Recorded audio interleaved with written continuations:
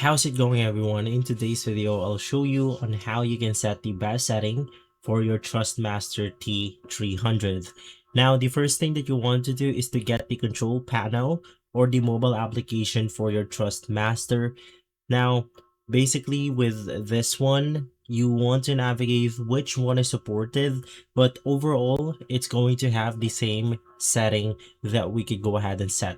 So if you're using the control panel, it will look something like this. Now, the first thing that we have to talk about is the overall strength of all forces. Now, it's highly recommended to use 75 to 100%. Basically, setting it to 75% prevents the motor from overheating or clipping during intense or prolonged races. Now, for constant, you want to use 100%. Periodic 100%, the spring is going to be 0%.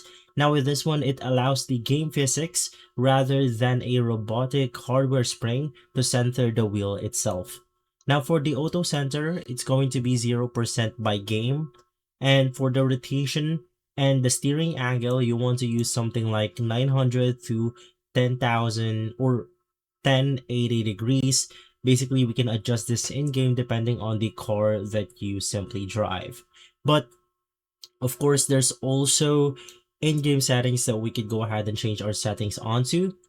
Now, for Assetto Corsa, you want to use gain 70 to 80, minimum force or of 0, road effect 0 to 10%. This keeps the wheel from vibrating excessively over curves.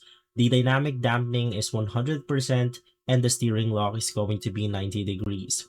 There's going to be something like Gran Turismo, iRacing, Forza Horizon, and many more. But of course, you just want to go ahead and set this setting that I've mentioned on the control panel or the mobile application.